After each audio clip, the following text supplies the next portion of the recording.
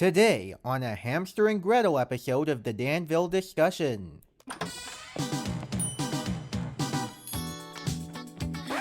Whoa, why do you look like a vampire ice cream man? Well, it's part of my rebranding. I'm so ready for this. I've been practicing all my disco moves. Welcome to Darren Doc's Disco Dancing Demo. Are you ready to boogie? I said, are you ready to boogie? Oh, sorry, yes. They guaranteed the hottest moves from 1973. Now you know why I volunteered to babysit you tonight. I don't need a babysitter, Fred. Tough. I need an excuse to be a shut-in, and you're it, you baby. Me sit. Ugh, I can't wait to be a teenager. Well, that's not happening. We're a cartoon. What? Nothing.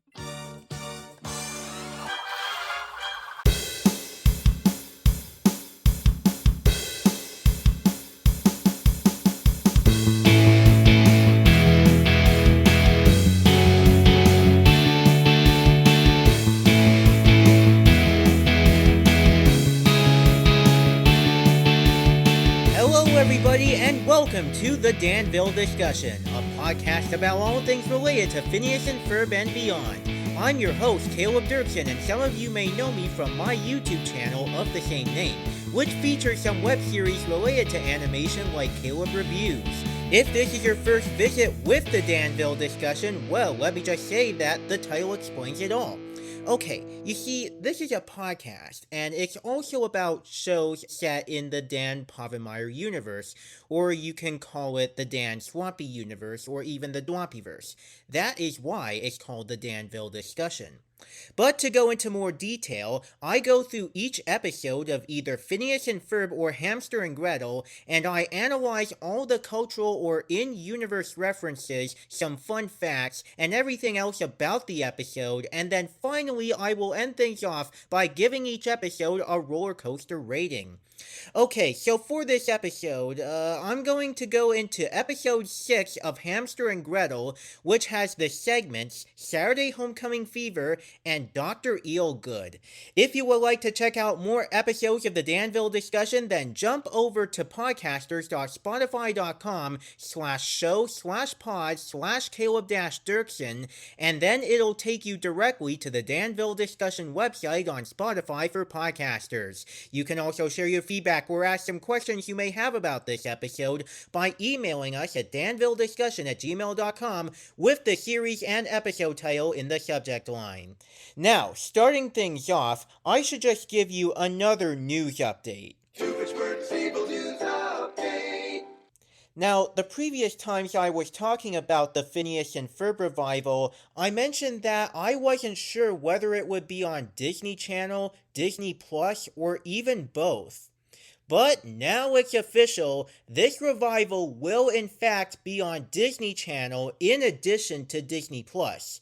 And this is according to my source here on the Disney Channel 40th Anniversary press article on the Walt Disney Company's website, and in one part it says, as Disney Channel turns 40, it continues to build on this legacy with imaginative, award-winning programming that is beloved by both the young and young at heart, including current series Raven's Home, Big City Greens, Kif, Hamster and Gretel, Bunked, Secrets of Sulphur Springs, The Villains of Valley View, Marvel's Moon Girl and Devil Dinosaur, and Saturdays, as well as the upcoming revival of Phineas and Ferb, new installments in the Zombies franchise, and much more.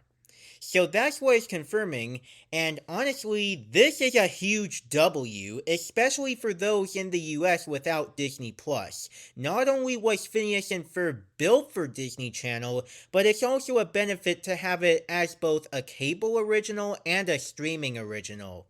So again, the new episodes of Phineas and Ferb will be coming in 2024 to Disney Channel and Disney Plus. Okay. Now, without further ado, let's look at the air date for this Hamster and Gretel episode. So, this half hour first premiered on Disney Channel on Saturday, September 10th, 2022, which was also the same day that episode 2 of Chibiverse aired, which was called Bad Luck Chibis, the episode that was hosted by characters from Amphibia and the Ghost and Molly McGee. But with that out of the way, let's begin. Now, our first segment is Saturday Homecoming Fever.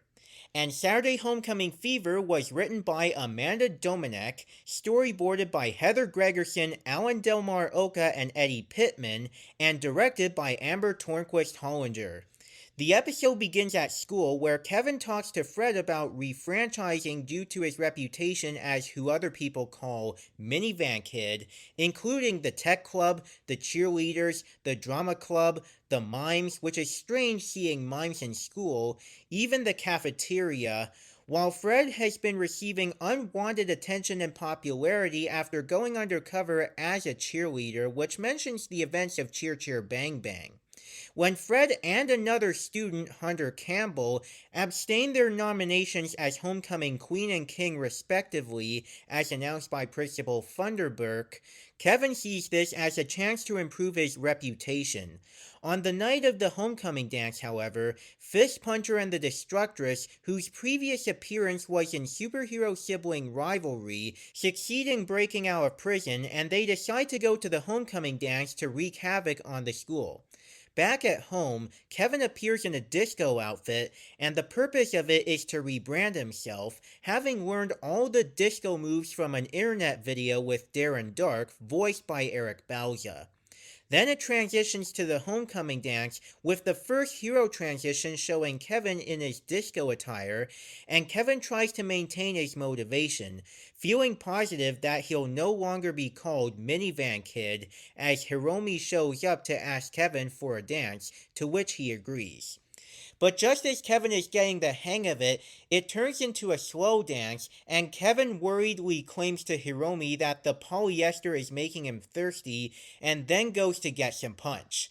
The next hero transition shows Darren Dark, and goes back to Gretel and Fred playing video games, where suddenly Gretel's alert sounds, and Hamster switches to the news, where Veronica Hill reports about the Destructress and FistPuncher's escape from prison, their break into the Boogie bargain bin, and their theft of two 1970s outfits.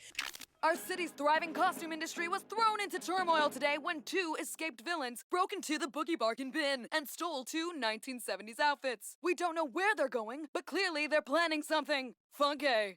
Back to you.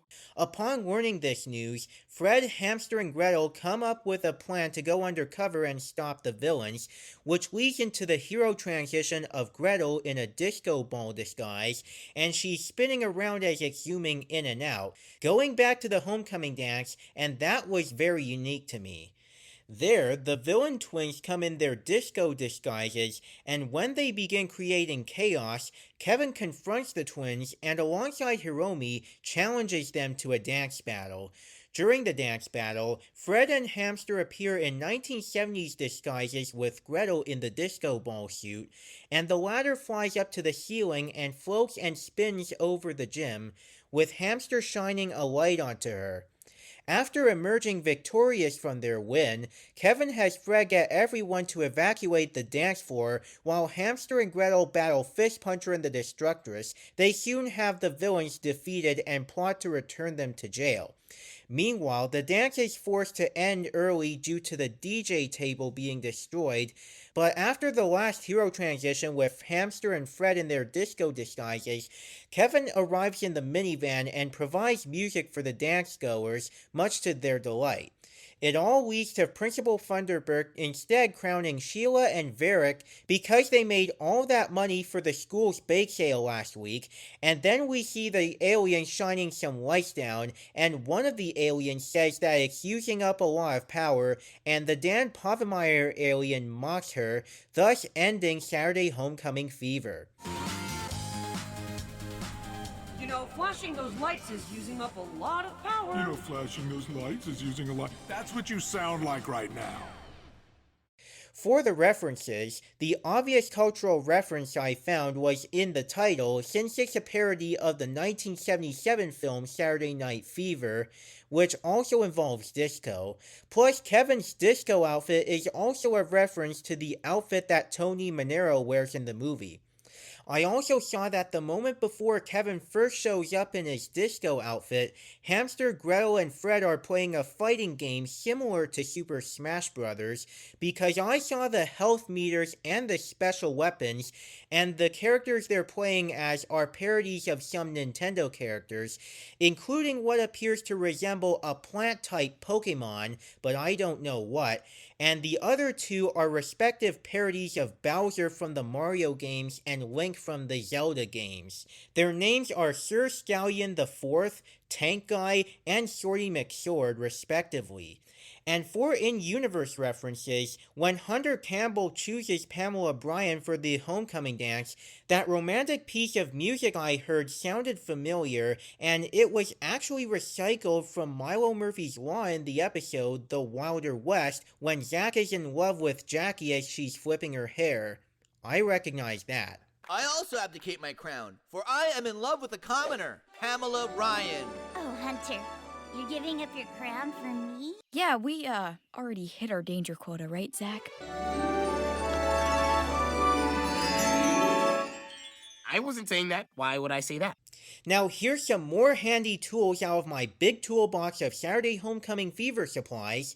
This episode is the first appearance of Principal Thunderburk, and he's voiced by Keith Ferguson, who I recognize for voicing characters such as Blue in Foster's Home for Imaginary Friends, Lord Hater in Wander Over Yonder, Flintheart Glomgold in the DuckTales reboot, and he even voiced Lightning McQueen in select media from Pixar's Cars, including the Cars tunes.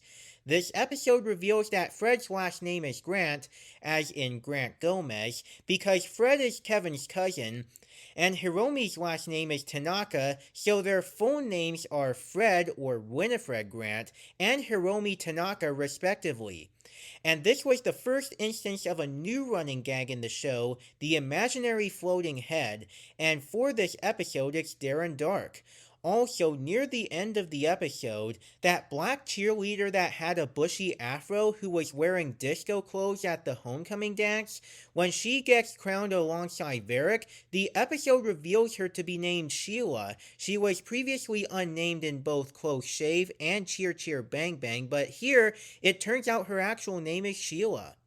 Now let's get to my pros and cons. For the stuff that I liked, there's that recurring gag in which Gretel and later Inga, who is the lunch lady at Eastside High, they both misperceive Kevin's disco suit as looking like a vampire ice cream man, though it's part of his rebranding, and I kinda like the running gag of Darren Dark forcing some sense into Kevin, even in spirit mode, whether it be shouting, "Boogie, boogie, boogie!" We're on our way, just stall them! Stole them? How?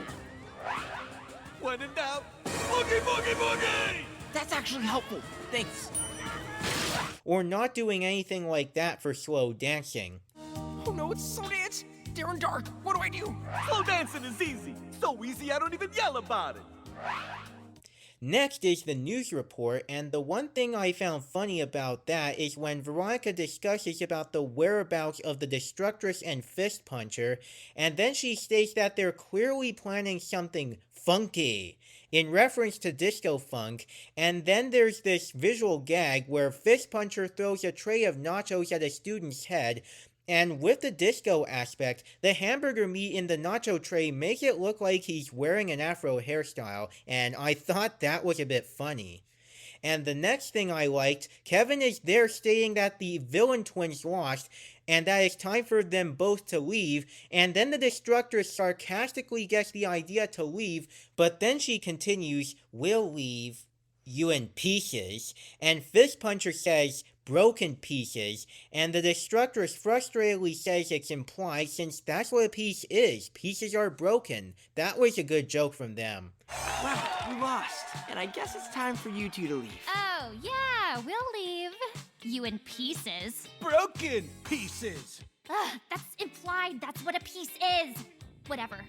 Following this, when FistPuncher is about to punch Kevin, the latter points for FP to look behind him, and Gretel announces her disco punch attack in the disco ball disguise, with the words once again being displayed on screen. I am so going to punch you. Disco punch! I always like these running gags since not only are the designs comic book-like, but the letters are also colorful and come in different patterns such as lightning bolts, squares, stars, cats, hearts, cherries, flowers, triangles, and circles. Then, near the end of the episode, Fred, in her monotone personality, unabdicates her crown and proclaims they party before abdicating again, which made me chuckle once more. I unabdicate my crown, and as the queen, I proclaim we party. And now I abdicate again. But for my big highlights with this, I really liked that running gag where the Destructress and FistPuncher remove their disco clothes, and then their supervillain clothes, and then going back and forth a few times, and every time they do this, one of the cheerleaders, Naya, who's in green, yellow, and orange disco clothes, is just completely shocked at these costume removals, like they're literally wearing these clothes under one another.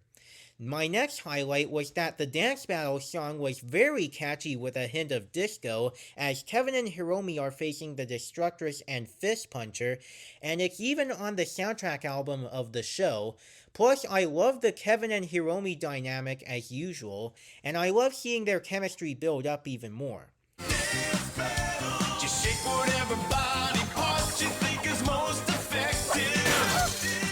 And it's neat to me that even if this is disco themed, they don't even once use the instrumental version of Disco Miniature Golfing Queen from Phineas and Ferb like they did in Disco Do-Over from Milo Murphy's Law. I mean, they could use it here if they wanted to in some instances, but using original disco music for this throughout would help this show more in standing out on its own, like I mentioned when I was talking about the pilot for this show back in episode 4.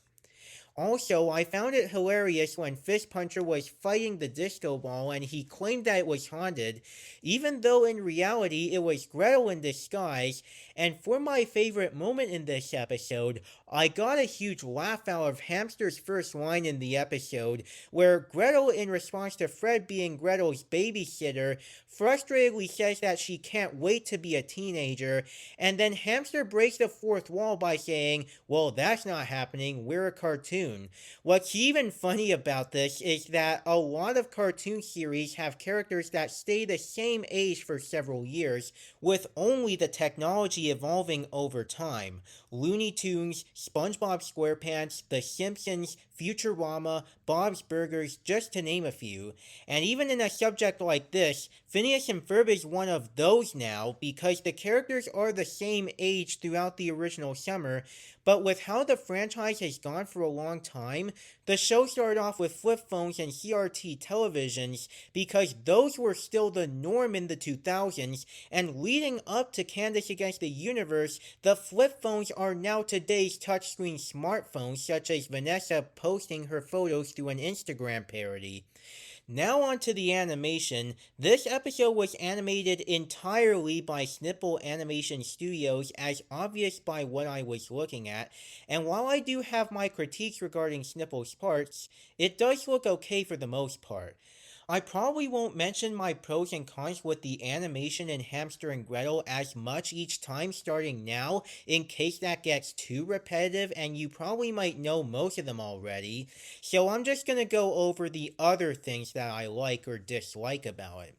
When Hunter and Pamela get into the limo, the use of CGI on the limo was decent. The special effects look nice, such as the explosions, as well as the motion strokes, and the shines on Kevin's disco outfit. The shading and lighting effects are very nice, especially coming from the disco balls. Even the disco party looks colorful all around with the 70s aesthetic. Plus, the backgrounds look nice and comic book-like, as usual. The dance moves and action scenes are mostly decent. The use of squash and stretch, mainly on Gretel's disco ball disguise, was pretty solid. And the way Kevin turned his minivan into a motorized disco machine looked really cool. But now, aside from my usual issues, I found the errors kinda off, where at the beginning of the episode, as the cheerleaders are walking through the hallway, one of them, Sheila, ends up having lighter skin as they disappear to the left when it should be a medium dark color, and then when FistPuncher flies toward Gretel with her disco ball disguise, his mouth and his reflection doesn't move at all when he says, "I've got you," and at the end of the episode, while Kevin and Hiromi are dancing, the disco lights cut back at one point, and before it zooms out, Gretel isn't even spinning in her disco ball at all, as if she's staring at me or something, which feels slightly haunting. But even with all that, this was a solid episode that I'd watch again, but for a lack of a better word, it's funky. In a good way. Now our next segment is Dr. Eelgood. And this segment was written by Alex Estrada, it was storyboarded by Villamor M. Cruz, and it was directed by Trisha Garcia. What happens in this episode is that during career day at school, a Kraken is attacking the city, and just as Gretel attempts to stop the Kraken, even when she's in her normal persona because no one in Gretel's class knows the difference between normal Gretel and superhero Gretel, Bailey does the job with a single punch, but it turns out to be a virtual reality game done by Mr. Carter. And by the way, just like the last segment, this one reveals the last name of one of the characters, that being Bailey, whose last name is Carter, so her full name is Bailey Carter, since the teacher mentioned that the guy who makes VR games is Bailey's dad, Roman Carter. So Gretel and her classmates are given a job shadowing assignment, and much to Gretel's dismay, she must follow Dave to a refrigerator repair job at an apartment complex. Meanwhile, Kevin is excited to volunteer to clean up litter at a beach since it gives him a chance to be noticed by Hiromi, but quickly learns that it is much more difficult than he expected. When Dave and Gretel arrive, Dr. Eelgood, the tenant of the apartment Dave was called to, plots to use a giant eel he created to exact his revenge on an aquarium he was fired from. In the kitchen, Dave is showing a bored Gretel the science of how a refrigerator works, where the compressor pumps hot gas into the condenser and chills it into liquid to cool the fridge, meaning hot makes cold, and then he gives Gretel a flashlight to use while he inspects the fridge. Overhearing Dr. Eelgood monologuing, Hamster and Gretel sneak off to investigate, after which Eelgood orders his creation to attack the heroes. When none of their battle strategies work, Gretel calls Kevin for help, who tells her that eels are vulnerable to colder climates. Gretel then remembers Dave explaining to her how refrigerators cool things down and uses it to freeze the eel. And so Hamster volunteers to dispose of the now frozen eel, only to drop it while answering a spam call. I don't blame Hamster there because I just hate when I receive spam calls on my phone. Spam calls are never good and it can lead you to trouble and even steal your personal identity and information. But anyways, back at the beach, a sunburned Kevin manages to finish the cleanup job, and he proposes to celebrate with a beach party, but his condition prevents him from doing so. Finally, as Dr. Eelgood laments the failure of his plan, Gretel returns home with Dave with a newfound respect for his job, with Hamster having taken the eel to the upstate eel farm, and that wraps up Dr. Eelgood. You know what, Dad? That was much more exciting than I thought it would be. Yeah, it's fun helping people with their problems, but I don't know about exciting. I'm not a superhero. But you are a hero super. I see what you did there, dad joke. You got my DNA, Gretel beads. I like it. I like it. So where did you take the eel? Eel farm, upstate. Oh, that's nice. Now, for the cultural references, the title is a pun on the term Dr. Feelgood, and while this term has been used for many things, one of the earliest uses was a nickname for Max Jacobson, who was a physicist who treated John F. Kennedy, the 35th President of the United States, with addictive vitamin shots laced with methamphetamine. Next, Dave playing with the flashlight like a lightsaber, along with some epic music, is an obvious reference to Star Wars if you have some knowledge about Star Wars or have seen its media, and that's one of the things I liked about this episode. And for an in-universe reference, that piece of music from Missing Milo that was previously heard in Empower Failure can be heard once again when Kevin runs out the door to go to the beach. Plus, Hiromi will maybe also be there, so I gotta go. Okay, bye! Don't forget your sunblock, amigo. You're not supposed to be in the limo. Go on, go home. Oh, guys, I almost forgot. As well as there being a mostly covered advertisement for the Shrinkinator from Phineas and Ferb on a Bullman comic book at the beach. So for some more handy tools out of my big toolbox of Dr. Eelgood supplies, this episode also reveals that Dave's job is a manager of an apartment complex. Dr. Eelgood himself is voiced by Keith Ferguson. The mutant eel is voiced by D. Bradley Baker, returning once again to the Dwampyverse having voiced Perry the Platypus and Diogi. And on Dave's radio, you can hear an instrumental version of Overload the Grid. Mind if we play some tunes? Of course not. The louder the better, in fact. I'll be over here. Oh, and if you hear any blood-curdling roars or eel-related noises, it's just the TV! Okay, Gretel, pay attention. If you're not careful, you could get hurt. Ah! I did that on purpose to illustrate the point. And for the hero transitions, the first one is the normal one with Hamster and Gretel when it goes to Dave, Gretel, and Dr. Eelgood at the Frick's refrigerator, and the second one is Dave next to a bored Gretel holding the flashlight when it goes back to the beach. Now let's get to my pros and cons. For the rest of my pros, the first thing that I liked was that there are not one, but two uses of the Gretel attack gag. The first instance was where instead of Gretel, Bailey says Kraken Punch when she's hitting the Kraken in the VR game, and there are no words on screen actually. Kraken Punch! And the other was the first time where Gretel announces an attack that isn't a punch, since she didn't shout it out in Cheer Cheer Bang Bang, and here with the words on screen she says Eel Tackle. Get them! Let's take it down! Eel Tackle! Next, I thought it was funny when Miss Jamanpour, one of Gretel's teachers, was walking into a lamppost and she's like, "This is fun, how do I turn around?" Because the joke of it all is that this quote-unquote field trip turns out to be a virtual reality simulation. I like the parts where Dr. Eelgood would make up some secrets to keep hidden from Gretel and Dave, whether it's him living like a friendless hermit, or even funnier, him denying the covered area being a galvanized tank for the monster eel created specifically for revenge. It's like he's hiding his villain status, yet Gretel finds it suspicious. Excuse the mess, I was just... living like a friendless hermit.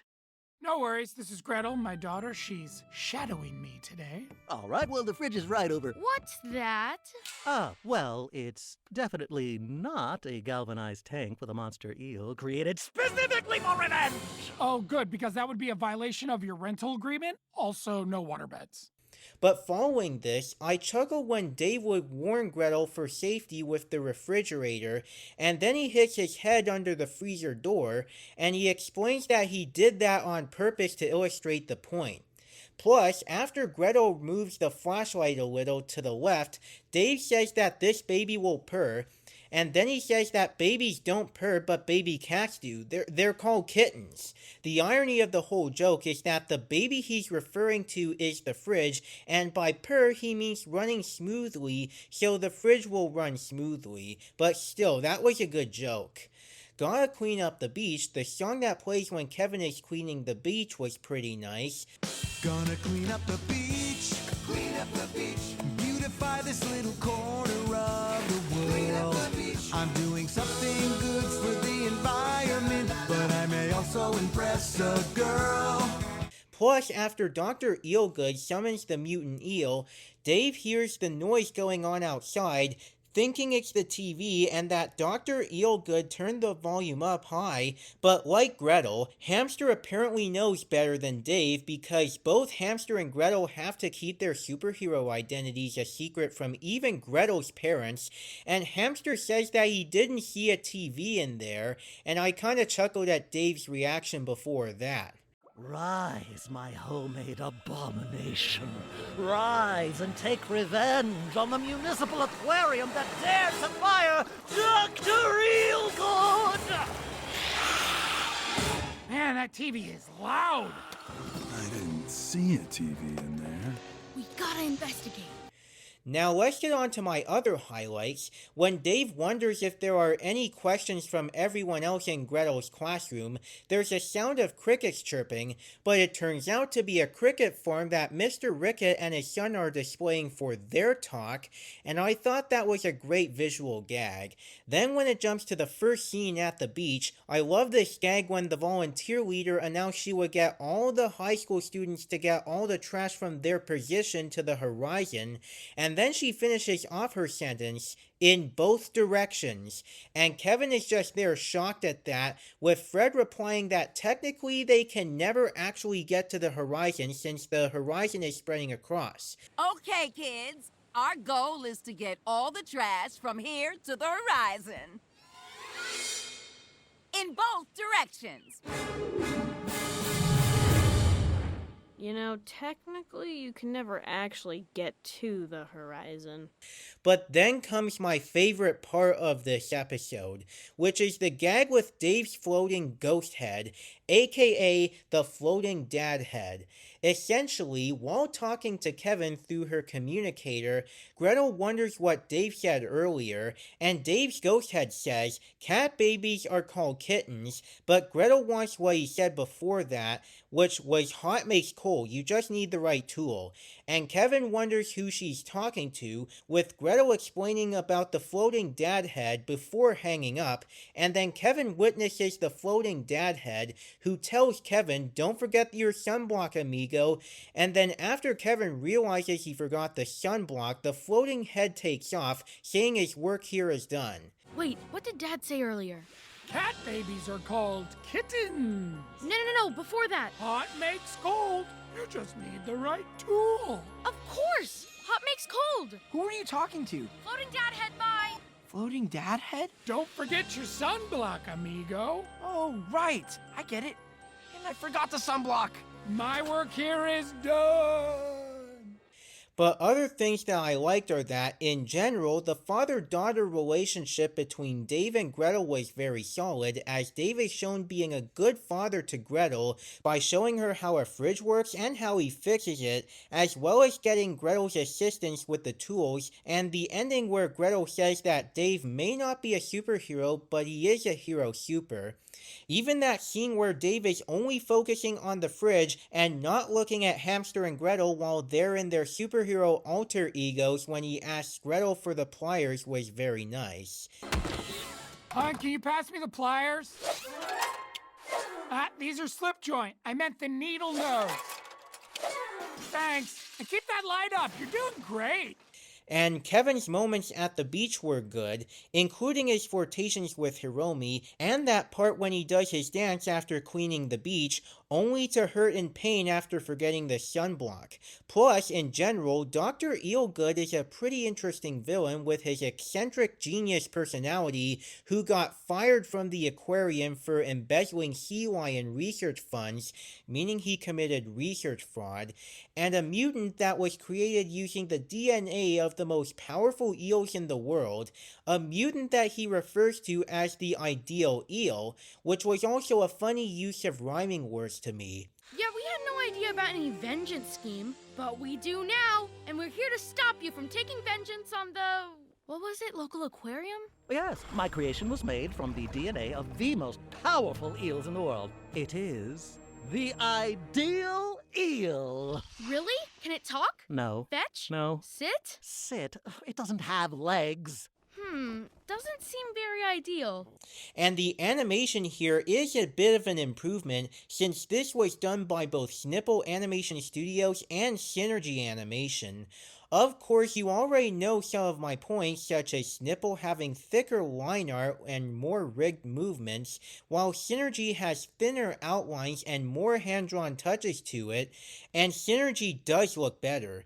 Of course, it does look colorful. The special effects are pretty good, as well as the shading and lighting.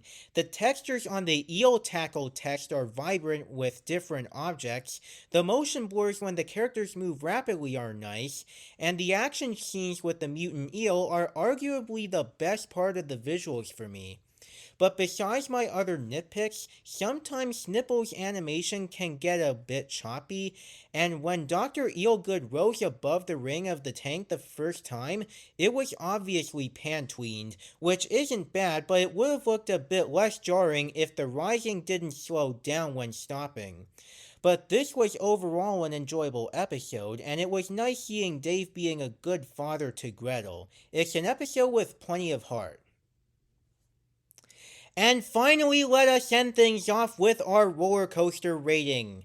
So, beginning with Saturday Homecoming Fever, I will give it 8 disco-themed roller coasters out of 10, as there are plenty of things that I like, including Kevin and Hiromi's moments together, though there are more noticeable visual errors I found sometimes, which does add to the usual criticisms I have with the animation done by Snipple, and I give Dr. Eelgood 8.5 roller coasters without mutant eels out of 10, as it has some improved animation, a lot of great gags, some good action scenes, and a nice bond between Gretel and Dave. So I calculate that this episode gets 8.5 roller coasters out of 10 from me. It's a solid half hour, despite some visual flaws, mostly in the first segment, and I'd be willing to watch this again at some point.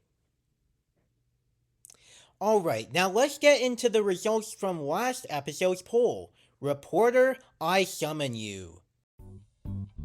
Hello, listeners. It's time for another round of Danville discussion Twitter poll results. We asked our listeners, other than hashtag Phineas and Ferb, which of these is your favorite Dan Povenmire cartoon? Hashtag Danville discussion poll. The choices were A. Take Two with Phineas and Ferb, B. Milo Murphy's Law, or C. Hamster and Gretel. 11% said it was Phineas and Ferb's very own talk show with real-life guests, Take Two with Phineas and Ferb. 22% said it was that little girl and her domesticated rodent, the improbable super duo that you've heard about, Hamster and Gretel. But with 67%, the winner was Milo Murphy's Law, the adventures of that young victim of Murphy's Law, where anything that can go wrong will go wrong. That is the winner of this poll. There were 9 votes in total. And with that, we take you back to the main studio with Caleb, the chairman of the board. This is the reporter signing out. Thanks, reporter. But as for me, what is my favorite out of those 3 other than Phineas and Ferb? Well, I do think that Take Two was decent, and Hamster and Gretel is also pretty good. But honestly, my favorite would have to be Milo Murphy's Law. I really do love the dynamics between the characters, including Milo, Zach, and Melissa. The concept of a young Murphy descendant dealing with Murphy's Law sounds fascinating. The look of it is pretty nice, the humor is top-notch, and many of the story arcs are very engaging. Now, I know there are some people who weren't very impressed with the Doofenshmirtz arc for how Doof was handled, or how it would prevent the show from standing as its own thing, and I do see some points with the latter.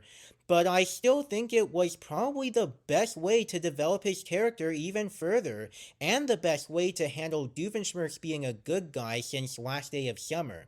Because the end of Last Day of Summer from Phineas was where he gave up being evil, and here he does have a solid redemption arc where he goes on to become Professor Time, even during the sub-arc where Doof and Perry split up after the former found out that Perry was just quote-unquote babysitting him. That was some nice character development right there, despite a few flaws. I could even say that it was at least better than how Doof was handled in the Alka-File special. That was the only instance where I found Doof really annoying. I can see how that failed as a backdoor pilot. And it's still a shame that Disney wasn't able to pick up Milo for another season after the 2 that we got, mostly because of the poor marketing. So yeah, that's why Milo Murphy's Law is my favorite one out of the 3 other than Phineas and Ferb. But now let's get on to our new Danville discussion Twitter poll for this week.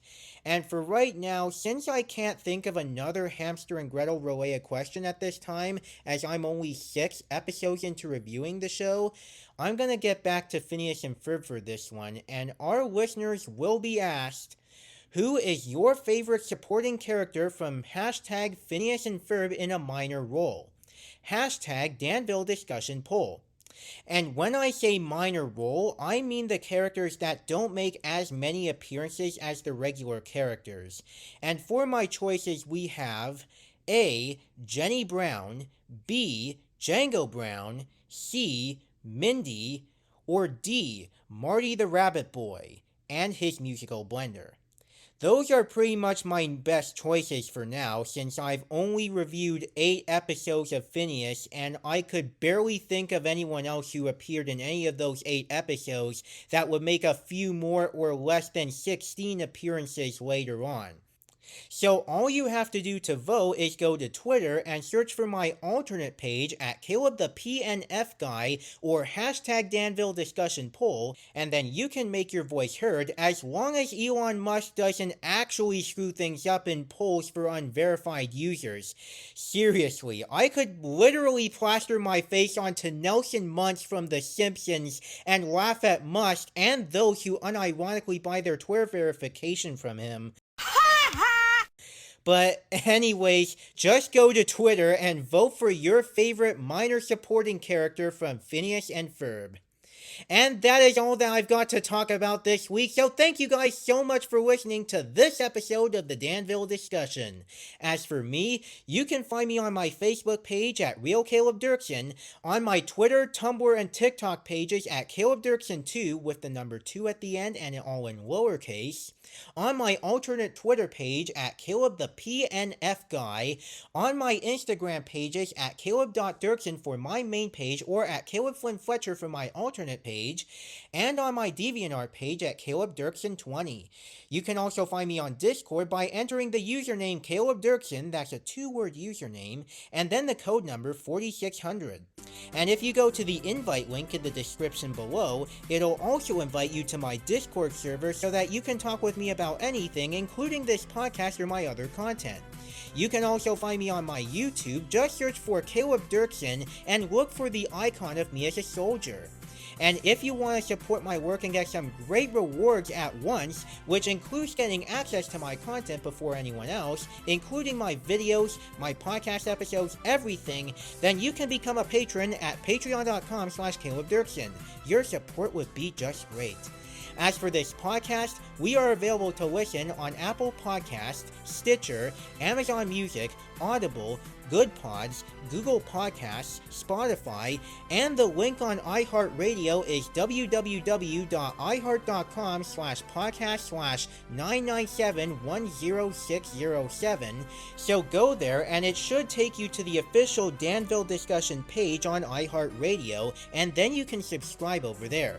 Plus, you can also find us on Spotify for podcasters by using your Apple or Android device or going on the web at podcasters.spotify.com/show/pod/Caleb-Dirksen. It'll take you directly to the Danville discussion page. If you have listened to this podcast on Apple Podcasts or any other podcast service you use, do you mind just going out there to rate and review this show? That would be very nice as long as it's respectful. And if you have listened to this episode as a video on YouTube, then bop that like button and leave us a little comment with your thoughts on this episode of Hamster and Gretel. You can also share your feedback or ask some questions by sending us an email at danvillediscussion@gmail.com with the series and episode title in the subject line. Join us next time, and I'm going to be reviewing episode 9 of Phineas and Ferb, which is another half-hour episode called One Good Scare Ought to Do It.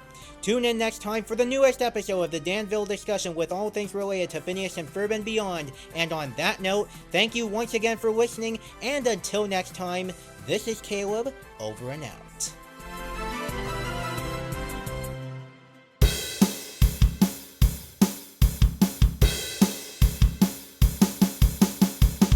This podcast was created strictly and only for entertainment and information purposes. It is not endorsed by the Walt Disney Company, Disney Television Animation, or their affiliates. All and any names, images, clips, sounds, or other items related to Phineas and Ferb, Milo Murphy's Law, Hamster and Gretel, and other Disney properties are trademarks and or copyrights of their respective holders. All original content from this podcast is the intellectual property of the Danville discussion and the host or hosts running the podcast, unless otherwise noted. My work here is done.